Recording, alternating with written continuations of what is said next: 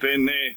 I mean, when I started as a guide in 2006, I started there in a place called Sabi Sabi in the southern side of Sabi Sand.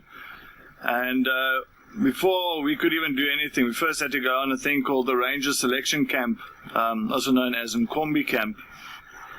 And then there were like 10 of us, and they were looking for 2 junior guides. And for like, I think it was about a week and a half, we were staying pretty much outdoors in tents, and you know, there was no electricity, nothing like that, and which was fantastic. But the Ranger Selection Camp was quite hectic, because, you know, what they would do, they'll let you lead the walk with the rest of the students, if you could call it that, or participants, and you got to lead the walk, and then you got the head ranger, which is pretty much the assessor for the you know, the people that's going for the interview, and he will pretty much see who's conducting the best walk, and, you know, who's got the knack of it.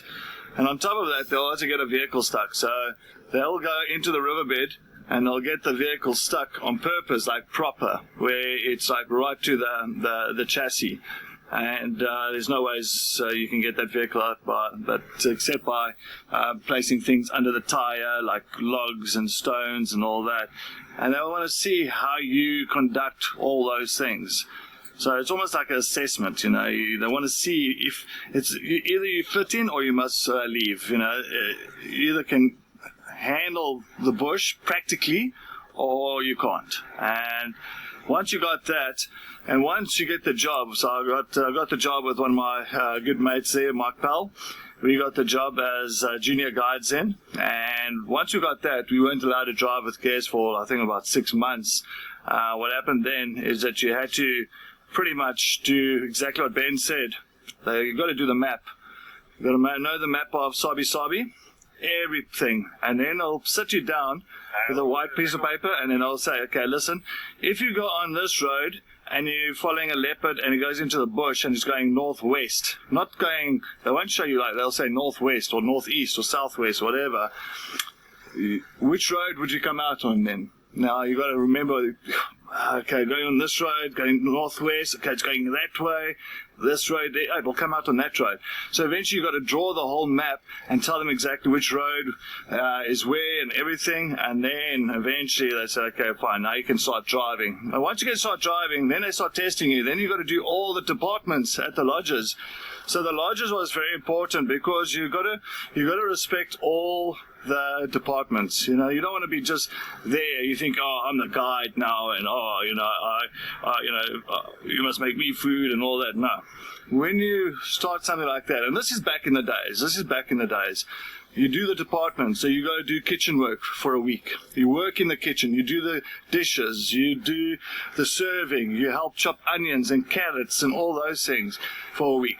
A week after that, you'll go do maintenance. In other words, you'll go work in the workshop, work on the vehicles, work on the things that's happening at the lodge, and all the plumbing and electrical stuff and all that. And then after that, you do laundry. You work with the ladies in the laundry. So it is very important to do those things, because once you get to do that, you respect every position in the lodge. You respect those positions. You're not just there now as a guide. You respect those positions, you respect the people. And I think that is still one of the best ways I've seen for a junior guide to start off. Unfortunately, these days, some of the guides just come in there and they start driving and they think they are hot shots, you know. They can pretty much do what they want. There is a way and a structure of getting to becoming a guide, and I feel that those ways is a way that you should follow. Pam, exactly. You start from the bottom up. And back in the days, that's how we all had to do it. And a lot of the lodges around here had to do it, but yeah. So, and as I said, when you know the departments, you even know the departments, so if you need to do something, you know where those things are, you know where if light bulbs are. So there's a room with no lights and the light bulbs have blown. You know where to go get the bulbs. You're not going to walk around like a blind person. But anyway, all right. Well, we're going to continue. We're on the eastern side of Chitwa. I'm just